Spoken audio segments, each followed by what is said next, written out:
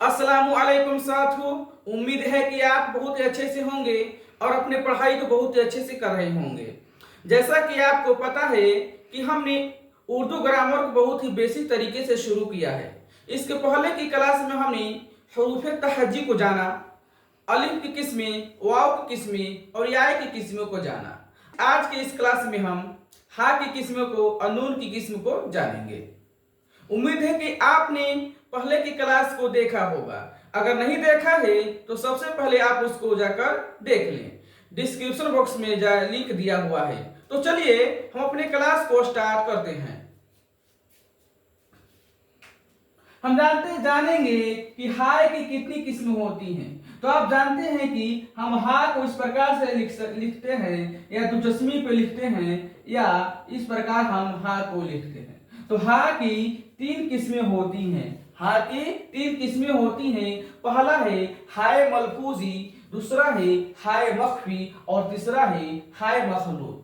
तो हम जानेंगे कि हाय मलफूजी किसे कहते हैं। इसमें हाय मलफूजी, इसमें हा की आवाज साफ सुनाई देती है, यानी जिस हा की आवाज साफ साफ सुनाई देती है उसे हम हाय मलफूजी कहते हैं। जैसे यदि बात करें, देखिए क्या यहाँ लिखा है ना, आह जाह, आह जाह, तो हा की आवाज सुनाई दे रही है, आह ह जा ह, यानी कि जिस हा की आवाज साफ साफ सुनाई दे उस हा को हम हाय मलफूजी कहते हैं। उस हा को हम हाय मलफूजी कहते हैं। जैसे ऑब्जेक्टिव क्वेश्चन पूछता है कि दर्ज झील में से कौन किस लफ्ज में हाय मलफूजी है, तो अब हाय मलफूजी है तो आप इसे आसानी से बता सकते हैं। तो चलिए आगे आगे पढ़ते हैं। हाय मख्फी क्या होता है। हाय मख्फी, हाय मख्फी का समझिए मख्फी क्या। तो मख्फी का माने होता है छुपना। मख्फी का माने क्या होता है, छुपना, यानी कि जिस हा की आवाज, जिस हा की आवाज छुप जाए, यानी कि लिखा तो जाए लेकिन पढ़ा नहीं जाए। तो माने जैसे देखिए कितने लिखा है कि अफसाना नामा जामा, यानी कि अफसाना है तो अफसाना के अंत में हा आ, देखिए ये ना, जैसे हम इसे लिखते हैं ना, ऐसे ना लिखते हैं या ऐसे ऐसे लिखते हैं। ये क्या है, ये जो लटका है ये हा होता है, ये क्या होता है, ये हा होता है, लेकिन इसे पढ़ते नहीं है। इसी हा को क्या कहते हैं, हाय मख्फी कहते हैं, हाय मख्फी कहते हैं। उम्मीद है कि आप समझ चुके होंगे। तो चलिए अगला पढ़ते हैं, हाय मखलूत। हाय मखलूत, हाय मखलूत क्या होता है, जिसमें दुचस्मी हो। सबसे आसान इसमें कौन सा है, हाय मखलूत, क्योंकि दुचस्मी दिखाई दे देगा, यानी कि जिस जिस लफ्ज में दुचस्मी होता है हम दुचस्मी को ही हाय मखलूत कहते हैं। पहले क्लास में बताया था कि जो दुचस्मी हुरूफ होता है, दुचस्मी जो होता है ये 14 हुरूफ में जुड़ता है। जैसे में लाम इसमें मिल गया, बा में मिल गया इत्यादि, तो मिलता है। देखने में तो लगता है कि ये अलग अलग हुरूफ है, लेकिन ये एक ही होता है। जैसे भा खा इत्यादि होता है, यानी कि जिसमें हा हो, जिसमें दुचस्मी हो उसे कहते हैं हम हाय मखलूत। यानी क्या समझ में आ गया कि पहली में हाय मलफूजी में क्या कि हा की आवाज साफ साफ सुनाई देगी। दूसरा क्या है हाय हाय मख्फी, यानी कि इसमें हा की आवाज सुनाई नहीं देगी, लिखा जाए लेकिन पढ़ा नहीं जाएगा। और तीसरा है हाय मखलूत, यानी दुचस्मी वाला हुर्फ, ये साफ साफ दिखाई देता है। उम्मीद है कि आप समझ चुके होंगे। तो अगला जानते हैं नून की किस्में क्या होती है। नून की किस्म, नून की किस्म। तो नून कितनी तरह के होते हैं, नून दो तरह के होते हैं, नून जाहिर और नून गुन्ना। इन नून साथियों हम आपको बता देना चाहते हैं, यदि आपको नून जाहिर नून गुन्ना यदि नहीं आता कैसे नून जाहिर करते हैं, कैसे नून गुन्ना करते हैं, तो आप कुरान पाक को सही से नहीं पढ़ पाएंगे। कुरान पाक को पढ़ने के लिए नून गुन्ना नून जाहिर का बहुत ही बड़ा रोल होता है। तो हम इसमें सिर्फ जानेंगे कि नून जाहिर का माने क्या होता है। जाहिर समझ में आ रहा है कि जाहिर यानी कि बात जाहिर हो जाए, यानी कि वैसा नून जो साफ साफ सुनाई दे। इसका मतलब हुआ कि जो नून साफ साफ सुनाई दे, सुनाई दे, जो नून साफ साफ सुनाई दे उसे हम कहते हैं नून जाहिर। जैसे हम कहते हैं आन, बान, शान, आन बान शान, यानी कि आन बान शान तान जान, यानी कि यहाँ नून की आवाज क्या हो रही है, यहाँ नून की आवाज सुनाई दे रही है, तो इसलिए नून क्या है, इसलिए नून नून जाहिर है, यानी कि नून की आवाज जाहिर हो रही हिसाब से सुनाई दे रही है, तो उसी को कहते हैं नून जाहिर।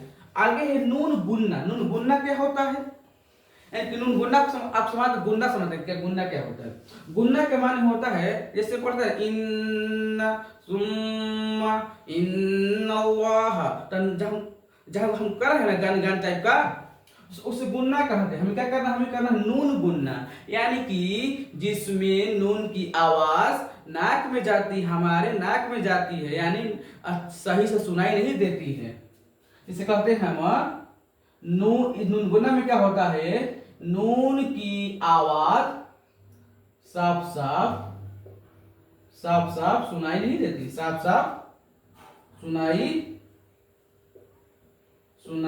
नहीं देती, सुनाई नहीं देती। जैसे हम कहते हैं, जैसे कहते हैं गांव, क्या कहते हैं हम, गांव कहते हैं, गांव हो गया। जैसे हम कहते हैं अंता, क्या कहते हैं अंता, अंता, यानी कि यहाँ अंता अंता नून की आवाज साफ से सुनाई नहीं दे रही है इसमें। जैसे में गांव हो गया, हम एक हम लिखते हैं मोहानी, जैसे हम लिखते हैं मोहानिया, मोहानिया, यानी जिस पर चंद्र बिंदु हो, यानी जिस पर क्या हो, चंद्र बिंदु हो, उस नून को हम नून जाहिर, नून गुन्ना कहते हैं। क्या कहते हैं साथियों, नून गुन्ना कहते हैं। यहाँ सिर्फ इस यहाँ से क्या होता है, नून टाइप का बना होता है, लेकिन उसमें बिंदु नहीं दिया जाता, इसलिए नून गुन्ना होगा। तो आगे चलते हैं, ये जो तीन चीज है दिया है, कि तफरीस दिया है, तहनी दिया है और तारीफ दिया है। तो तफरीस को ध्यान देखें हम, इसमें फा है, रा है, सीन है, फा है, रा है, सीन है, यानी फारस यानी फारसी से, यानी कि दो जबान, दो यानी कि दूसरी जबान की लफ्ज को फारसी बनाना, यानी कि कोई दूसरा किसी दूसरे भाषा का लफ्ज है, शब्द है, उसको हम फारसी बना देते हैं। फारसी बना देना उसे क्या कहते हैं, उसे तफरीस कहते हैं। क्या कहते हैं, तफरीस कहते हैं, क्योंकि हमने दूसरे लफ्ज को फारसी बनाया, इसलिए हमने उसे क्या कह दिया, तफरीस कह दिया। जैसे जो छप्पड़ है, छप्पड़, जो छप्पड़ शब्द है, ये दूसरे भाषा का शब्द, छप्पड़ दूसरे भाषा का शब्द है, लेकिन हमने इसे क्या कर दिया, हमने इसे चपर कर, क्या कर दिया, चपर, और चपर क्या बन गया, इसे फारसी बन गया, यानी कि छप्पड़ से चपर बन गया, तो फारसी बन गया, यानी कि फारसी बनाना लफ्ज को तफरीस कहलाता है। आगे है तहनीद। हम ध्यान देखते इसमें लिखा है हा है, नून है, डाल, यानी कि हनीद या हिंदी, हिंदी, यानी किसी लफ्ज को हिंदी बनाना, किसी लफ्ज को हिंदी बनाना, किसी दूसरी भाषा के लफ्ज को हिंदी बनाना तहनीद कहलाता है। जैसे एक इंग्लिश में आता है लाड, क्या आता है, एक इंग्लिश में आता है लाड शब्द आता है, लाड, यही को कहता है तुम लाड साहब हो, लाड साहब हो, तो उसी को कहते हैं लाड से क्या बन गया, लाड से बन गया लाट, लाट से बन गया लाट। तो ये क्या हो गया, ये हो गया तहनीद, क्योंकि हमने इंग्लिश, लाट क्या इंग्लिश भाषा का शब्द है, और इंग्लिश भाषा के जो शब्द है उसको हमने बना दिया हिंदी, इसलिए इसका कहा गया तहनीद कहा गया। आगे है तारीफ, क्या लिखा है, तारीफ, क्या तारीफ होता है अरबी, अरबी लिखा है आधिकारिक अरबी, यानी कि अरबी लिखा हुआ है, किसी लफ्ज को अरबी बनाना क्या कहलाता है, तारीफ कहलाता है। किसी दूसरे लफ्ज को, किसी दूसरे भाषा के लफ्ज को अरबी बनाना तारीफ कहलाता है। जैसे एक लिखा है पील, क्या लिखा है पील, हम जानते हैं कि अरबी भाषा में पा नहीं होता, अरबी भाषा में पे नहीं होता, अरबी भाषा में, तो हम इसीलिए जब इसको बदलेंगे ना, ये लिखा है पील, तो हम पा को हटा के यहाँ कर देते हैं फा, यानी कि फा कहते हैं, पील से बना फील। तो साथियों हम समझ चुके, आज हमने जान लिया कि हा की किस्में, नून की किस्में, तफरीस, तहनीद, तारीफ को जान लिया। तो सबसे पहले आप इसका स्क्रीनशॉट ले लें, इसके बाद हम भावल कॉन्सोनेंट को जानेंगे। तो साथियों चलिए अब हम जानते हैं कि उर्दू में भावेल लेटर और कॉन्सोनेंट लेटर। किसी भी भाषा को यदि हम पढ़ें, हिंदी हो इंग्लिश या कोई भी भाषा हो, तो उसमें लेटर को मुख्य रूप से दो भागों में रखते हैं साउंड के लिहाज से, कि जैसे कौन सा कॉन्सोनेंट है कौन सा वॉवेल है। तो कॉन्सोनेंट लेटर वह लेटर है, यानी कि कॉन्सोनेंट जो व्यंजन होता है वह लेटर होता है, यानी कि जिस लेटर को बोलने के लिए, उच्चारण करने के लिए हमें वॉवेल की सहायता लेनी पड़ती है। यानी कि वॉवेल जो होता है इसके बिना हम किसी भी चीज को, किसी भी शब्द या वाक्य को बोल ही नहीं सकते, या कुछ भी छोटा छोटा लफ्ज भी बिना वॉवेल के हम नहीं बोल सकते। वॉवेल को जब उच्चारण करते हैं तो हमें हमारी जो जबान होती है, जबान, दांत आदि नहीं ठेकते हैं, लेकिन कॉन्सोनेंट में ठेकते हैं। जैसे बात, जैसे इंग्लिश में लें तो ए, ई, आई, ओ, यू, ये वॉवेल है। इसमें हमारा जबान ठेका कहूं नहीं ठेका, ना हो ठेका, तो ये हो गया वॉवेल। अब इसके अलावा हम पढ़ते हैं ना B, C, D, F, G, H, J, K, L, M, N, P, Q, R, S, T, भी, जितने भी है तो हमारे दांत जुबान होठ क्या मिल रहे हैं, इसलिए क्या है ये कॉन्सोनेंट है। तो इसी को हम उर्दू में जानेंगे कि क्या होता है। तो उर्दू में हम हुरूफ को आवाज के हिसाब से, साउंड के लिहाज से, आवाज के हिसाब से दो भागों में बांटते हैं, एक हुरूफ इल्लत और दूसरा हुरूफ सर। तो हुरूफ इल्लत को हम कहते हैं वॉवेल लेटर। क्या कहते हैं साथियों? वॉवेल लेटर कहते हैं। और हुरूफ सही को हम कहते हैं कॉन्सोनेंट लेटर कहते हैं। तो हुरूफ जो इल्लत होता है उर्दू में 3 होते हैं, जैसे अलिफ, वाव और या।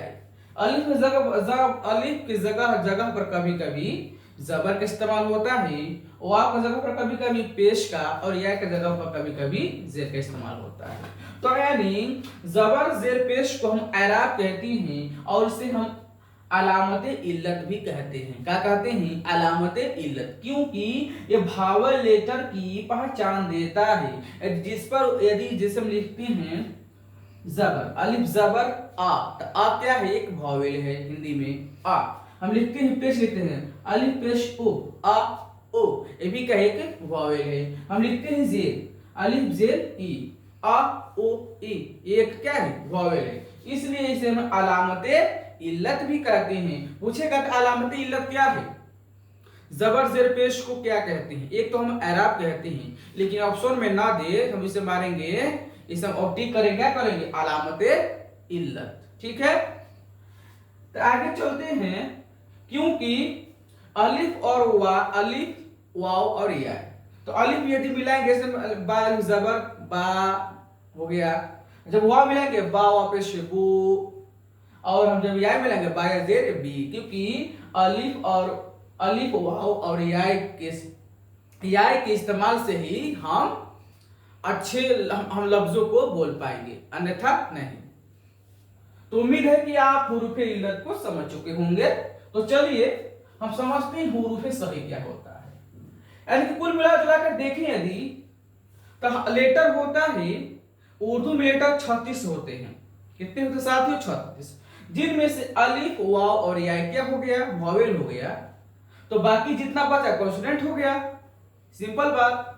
तो हुरूफ सही को कहते हैं कॉन्सोनेंट लेटर। कॉन्सोनेंट लेटर में क्या होता है? बा, ता, सा, जीम, हा, ख, दाल, जाल, रा, जा, सीन, शीन, स्वाद, दा, ता, सा, आइन, गइन, फा, काफ, काफ, काफ, लाम, मीम, नून, ये क्या होते हैं? हुरूफ सही होते हैं। तो साथियों उम्मीद है कि आप इसको अच्छे से समझ चुके होंगे। तो साथियों एक पॉइंट बताता हूं कि इसके पहले की क्लास में हमने क्या जाना था कि जो कवायद होता है, कवायद, उर्दू जो कवायद होता है 3 भागों में उर्दू कवायद को हमने बांटा था ना। जैसे हमने क्या पहला बांटा था? इल्मे हिज्जा के बारे में, और दूसरा हमने बांटा था इल्मे सर्फ को बांटा था, और तीसरा हमने बांटा था इल्मे नहव, जिसमें कि इल्मे हिज्जा के बारे में हम पढ़ चुके, जिसमें हमने अलिफ किस्में, वाव किस्में आदि को जाना और हुरूफ तहज्जी को जाना। तो इल्मे हिजा में हम क्या करते हैं, ये एक अल्फाबेट का संग्रह होता, अल्फाबेट होता है। और हमने वर्णमाला यानी अल्फाबेट को, हुरूफ तहज्जी को जान लिया, हुरूफ तहज्जी को जान लिया। मोटा मोटी तौर पर जो हमारे एग्जाम से रिलेटेड आएगा, जितना हमने पढ़ा ना वो इल्मे हिजा में, आपका 10th का एग्जाम हो या 12th का 12 का एग्जाम हो, उससे बाहर आपके एग्जाम में नहीं पूछेगा। तो इल्मे हिजा को हमने समझ लिया। तो अब हम अगले क्लास में क्या जानेंगे, इल्मे सर्फ के बारे में जानेंगे। जैसे कि इल्मे हिजा है लेटर, लेटर के बारे में, तो इल्मे सर्फ क्या बनेगा, लेटर, लेटर क्या बनता है, शब्द बनता है। तो हम शब्दों के बारे में जानेंगे। तो साथियों उम्मीद है कि आपको ये वीडियो पसंद आया होगा। यदि पसंद आया है तो लाइक कीजिए, शेयर करें और कमेंट करें, और ज्यादा से ज्यादा इसे शेयर करें। अगर आप उर्दू ग्रामर की सही से तैयारी करना चाहते हैं तो हमारे चैनल से बने रहिए। आप हम पर विश्वास कीजिए, जरूर आपको 2026 के बोर्ड में अच्छे से अच्छे नंबर आएगा। हम आपको गारंटी देते हैं। आप हमारे यदि साथ देंगे, जी जान लगाकर मेहनत करेंगे ताकि आप अच्छे से अच्छे नंबर ला सके। तो जुड़े रहिए हमारे साथ। तो तब तक के लिए मिलते हैं अगले क्लास में। जय हिंद, जय भारत, इंकलाब जिंदाबाद।